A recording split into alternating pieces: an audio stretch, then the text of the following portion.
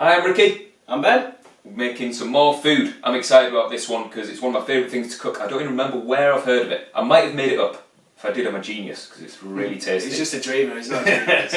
So we're making chicken and polenta. If you don't know what polenta is, it's like couscous, but it's nothing like couscous. It's from maize, which is corn, so you know, like a corn on the cob, and I think they grind it down. And then you can use it in loads of different ways, but Very versatile. It's so versatile, and it's super cheap as well. Goes a long way. Alright, what have you got? Right, so we've got chicken. This time of year, it's January, so everybody's looking to cut saturated fat. If you want to cut your saturated fat, cut out the red meats, try and replace it with chicken and turkey. Poultry is really lean source of protein, and fish is also an excellent source of protein, amongst other things. This is a aforementioned polenta. It's a really good source of carbohydrates if you're sick of rice and pasta.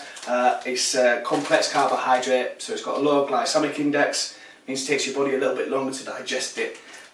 We've got pale ale, which I was disappointed to find out wasn't Carling when Ricky told us we were putting beer in it. Classy man. Classy man. I am. And Liam Perrins. Cool, and then I've got the veg, so we've got a lovely courgette, one of my favourites, and then we've got some peppers, got onions, garlic, got some basil. I can't keep a basil plant alive, so I've just got to buy it in a pack like that. And then we've got some spices, we've got black pepper, we've got black and Cajun seasoning, some nice flaked sea salt, and a big old piece of mozzarella, because I like cheese. Love the cheese. And I got a bit addicted over Christmas, so carrying it We all going. did. And then we've got some potatoes to cook as well to go on the side. I like small potatoes. I don't want to have to peel. I don't want to chop if I can help it. Quickest I can do it works for me. So I've just got some baby potatoes. We're going to boil them up and then season them with a bit of sage and rosemary. Yeah. Classic. Let's get chopping. Let's go. Chopping then. Just going to chop up these onions. I might do it this way actually. So I've only taken one end off. I'm going to leave one end attached, and then I peel off the first layer like that, and it'll stay together like that. Then sometimes you can get just the skin off, and sometimes you have to take that first little chunk off like that, which is a little bit annoying. It depends on the onion and how it's grown. So then when I chop it up, I'm going to do a little bit, so I just chop into it like that. And then when I go like this way, it can stay together, and I get these little cubes, look, of onion, which is the easiest way to get nice little bits of onion. Yes. So I've got my onion ready here. I'm going to get my chicken, and I'm just going to chuck it out into there, making sure you don't get that little bit of paper that soaks up the juice in there. I'm going to slide my onion over the top. You can just be rough with this because we're going to mix it up in a minute anyway. There we go. I'm chopping up my courgette. I think I'm going to go for batons of courgette. I'm always after the easiest, quickest way to chop up my veg. I don't want to have to mess about with it. And we've got peppers. This is my way of chopping up peppers, and it means that I get to use all of it. So I do a line down either side, right up to the green bit, and then just rip it apart, and then I take the seeds out, put them in my little makeshift bin there, this bowl, and then there's nothing left behind. That's it.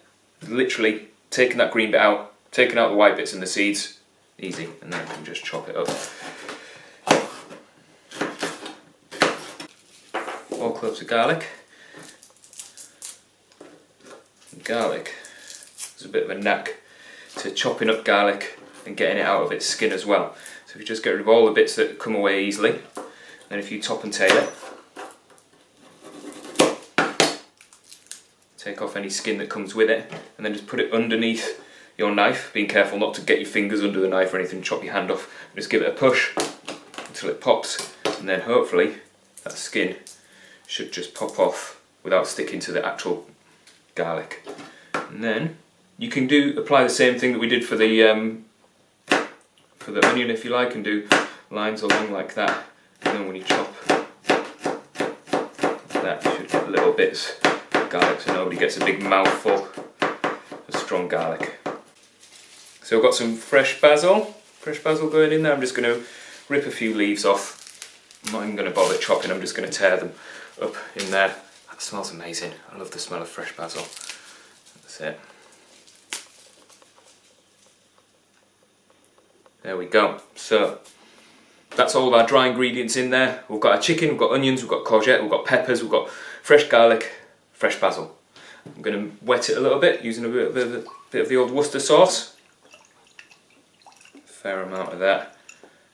Love that savoury umami flavour. Let's go for a little bit of salt. So this is Maldon sea salt, which is banging. I love this salt. Not many people get nerdy over salt. I do. Go for a bit of black pepper as well. If you've got a grinder, grinders are cool.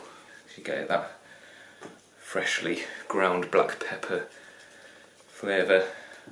Fair amount of black pepper. There we go. And then I've got the old polenta, which is good stuff. I'm just going to sprinkle this over here. Kind of enough so that it coats all the ingredients. And then get my hands involved. And this dish is just big enough. I'm trying to get all those ingredients to mix together. Almost forgot to add some Cajun seasoning as well, which is pretty good. You could change this up. You could like add anything. I like going freestyle. I like it when people like do what they feel like doing. So if you wanted to add paprika, if you wanted to make this like really British and just add like sage and stuff like that and just use British veg, that's awesome. There we go. So I've got my mozzarella.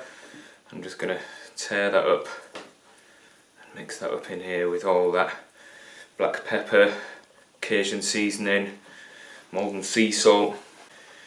Once I've turned this over a few times, a little bit more polenta on top, and that polenta, when you put it in the oven, little bits on top that are poking out are going to go crispy. The bits that are underneath are going to mix with the beer and make like a kind of like a sauce that's got loads of flavour. Plenty going on. Just coating the top of this. That's it. I'm going to show you my favourite magic trick.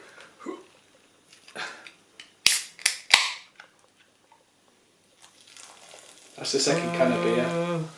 Ricky drunk the first one. That's why I'm busting out magic tricks. I'm going to go for about, so it kind of half fills the tray that we've got. Looks about right to me. How many times have you failed doing that? Oh, never fail. Never. 100% success rate. Absolutely fine. Cool. So we're ready to go. That can go in the oven now. Preheated my oven. Ready to go. Going to give it about half an hour. Here it is, ready to go in. About half an hour in here. About 180-ish, 200. I like just freewheeling it. Just going to keep an eye on it and keep checking it. 180 to 200. That'll do it. 100% accurate information from Ricky there. Always. Alright, so the chicken's been in for a good 10 minutes or so of its half an hour to 35 minutes cooking time. So I'm going to crack open these potatoes. I'm going to cook all of them. It's way more than me and Ben are going to eat because it's just us two, little mandate today. But I'll eat them tomorrow. That's fine, and it means I won't have to prepare them. So I've just got those potatoes in there. I'm going to add boiling water. This kettle's just boiled. Just cover them. Add a decent amount of salt in there, salted water. There we go. Stick them on to boil for a good amount of time until I can stick a fork through them and they kind of like, and that fork just glides through them rather than being like a bit stabby. Ready to go? Alright, so chicken's been in there for about 30 minutes and I've just brought it out and I've got a little thermometer thing here, a little digital screen, and we're well over 70 degrees. So I know that that's safe. I know that I've cooked it enough. I love this little thing. I've had it for about 7 years. I don't think I've ever changed the batteries. I might have done once, maybe. But it's good and it works. And it means that I know that I'm not going to serve it up and then open it up and be like, oh, that bit of chicken in the middle there was like, oh, just a little bit pink, and then you've got to deal with that. It's good. Okay, so chicken's been in for half an hour. After about 10 minutes we put the potatoes in. Potatoes have been on for about 20 minutes. We've drained them off in a colander, put them back into the pan. Now we are going to just add a splash of lean perrins, Worcester sauce, a little bit of olive oil. Go steady with the olive oil. It's good fat, but it's very fatty. Pinch of pepper, just a pinch. Pinch of Ricky's posh salt. Only posh salt. You're pretentious about beer, pretentious about salt. You're pretentious about everything. A lot of things, yeah. Then we've got a bit of rosemary, just a pinch of each thing's enough. There's a lot of flavour in here. Fresh rosemary's awesome as well, by the way. But maybe a couple of pinches of rosemary. yeah, good. Loads of rosemary. Love that stuff. And then a little bit of sage. Again. So, and then the trick comes to make them go nice and fluffy. Cover it up and then just rattle them. Give them a good shake. Good go. There we go. Yes. Yeah. Come on. There we go. There you go. See that? Looks banging. Ready? Made it. This is our chicken and polenta. So we've got nice chicken thigh, boneless. Come on, chicken thigh. Get in there. Got some mozzarella in there. You can see a bit of mozzarella there. A little bit of sauce, courgettes, peppers. Really good.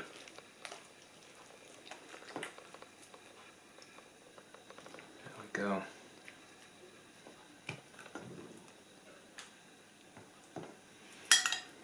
With some of these fluffy potatoes.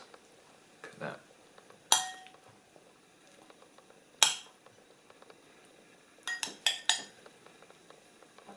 Yes. Awesome. That's it, ready to go.